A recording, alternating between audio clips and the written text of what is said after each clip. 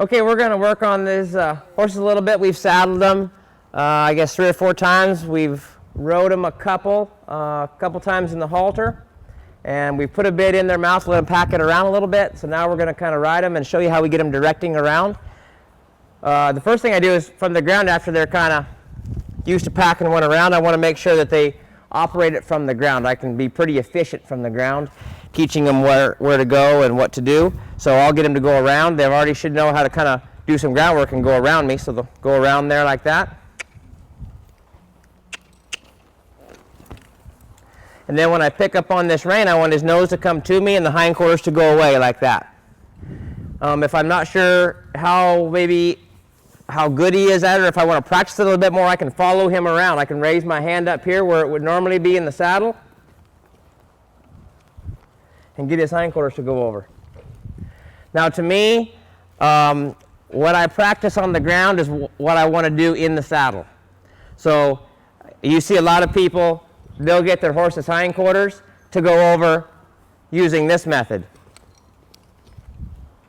Now I don't do that because in order to do that, you have to fall off first. I don't like doing that. So in order to get the horse's hindquarters over, I'm going to use the cue that I would if I was riding. That's getting short on one rein and picking it up. So my hand would be about right here. So that's where I take this rein and I bring it to that spot. That's where I want his hindquarters to go over from. I want that cue to tell him to move his hindquarters over.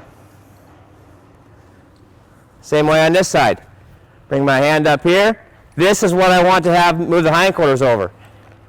I like it if it just worked on the rein. If he gets a little stuck there, I'm on this side. I can use my stirrup as he comes around. I can use this stirrup here to bump him in the belly to move him over too. So that's what my leg would be doing if I was asking him to move over, would be bumping him there with that rein tipped. So that's what I want to make sure that those all work there before I go to get on. He should move his front end over a little bit and kind of just generally steer, but that's kind of the main thing. As long as he moves his hindquarters over, I think I can get him shut down if he gets scared and went to buck. These guys have been ridden a couple times, but when I go to get on, I want to make sure that they got their feet planted pretty good so they don't have to move when I get on. And when I get on, I'm trying to get on smooth and easy so I don't torque them around very much going to get on them. I want it to be pretty smooth and easy there. I'm still working on making sure they stand still when I get on. I kind of want to make sure that works good. So I don't really get on and then make them go somewhere. I get on them, pet on them a little bit, make sure I'm all ready, then I can go somewhere. First thing I'm going to do is make sure that the thing I worked with on the ground works. So I'm going to pick up the rein, tip their nose, moving my leg back here a little bit, left rein, left leg, hindquarters. When they move their hindquarters over, I need to let go. Same thing on the right. You'll be able to see it a little bit better here. Tip his nose, move my leg. As soon as he moves his hindquarters over, let go. I'm asking him a question every time I do something. Every time I pick up the rein, I'm saying, hey, what's like 2 plus 2? When they say 4, I need to say that's right and let go. So when I pick up on the rein and say move your hindquarters over, I'm saying, can you move your hindquarters over? I just keep waiting. When that happens, I have to let go and say that was the right answer so that they know that if they move their hindquarters over, then I'm going to let go of that. Same thing here. Better. Then you just kind of sit back and take them for a little trip.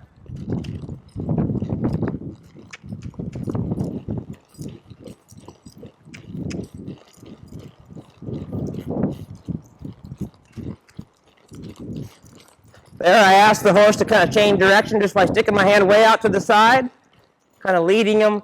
I kind of act like I'm leading them from their back, just like I would be leading them on the ground. I stick my hand way out there, and the front feet should start going that way. Nose tips that way. The horse can only really, I'm communicating him with the bit and with my legs. So if I bring my hand up here, that means move your hindquarters over. If I bring my hand out here, that's more of the front. So even though I've only rode this horse a couple times, I'm already starting to use my cues differentiate between the hindquarters and the front end. So if I wanted to go ahead here, I'm going to move his hindquarters over here, bring my hand in close, hindquarters. Now I'm going to ask his front to go the other way. My hand's out here wide and away, and this leg is pushing his front feet over. I just keep pushing here, there, there, there. Now I got his front feet starting to step to the right there because my hand's way kind of far out here, and then when it's up in here, that means the hindquarters. So this is more of a direction for his front feet to go. When I tip his nose and get a little bit of a kink in his neck here, that's the hindquarters to step over. So that's how I differentiate between the two.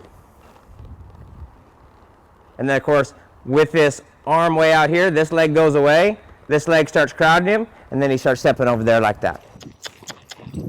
Now he feels just a little bit tight, not too bad. We'll see if he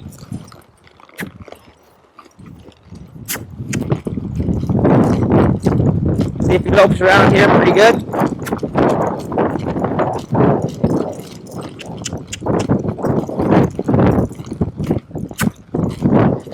We don't really expect them to do flying changes on the first week, but if they do it, we're certainly not going to discourage it.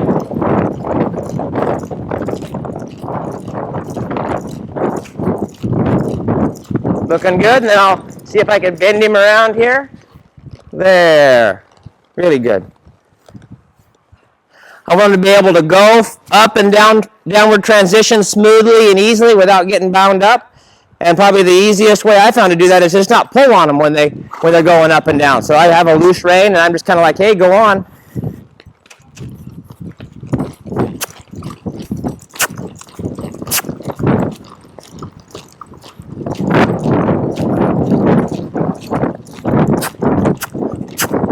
You notice I'm not really steering him very much. I'm just having him go around one direction or the other. And then I'll try to slow him down and bend him around here.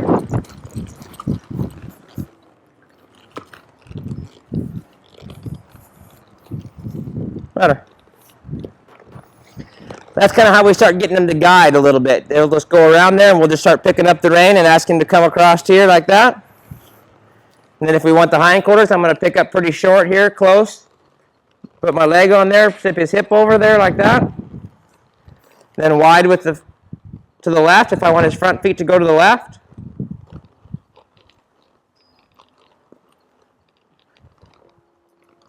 There. So there he's only had like just a few rides, and really the first one guiding him with the snaffle. But he's already started to understand moving the hip over and moving the front over. So that's kind of how we start getting him directing with the snaffle. And it works pretty much the same as a halter does. When I pick up on this rein out here, it starts to kind of, that ring starts to push a little bit on his cheek, and this has got a lot of slack on this side, just like a halter would, have a lot of gap on one side and pushing on the other to bring his front end. And then if I want to bring his hindquarters, I want this thing to be up here where it's more pulling on a halter, it would be pulling on his nose. This happens to pull on his bars a little bit, and it kind of puts his head in a little bit more of a kink there. And if he starts to kind of throw his head there and gape at the mouth a little bit, I just don't worry about it. Just kind of don't do any more, but, you know, don't quit either. Just kind of ease up a little bit and wait till he kind of finds out the right answer. That's really good. That's what we kind of expect them to do on, you know, their first or second ride with the snaffle.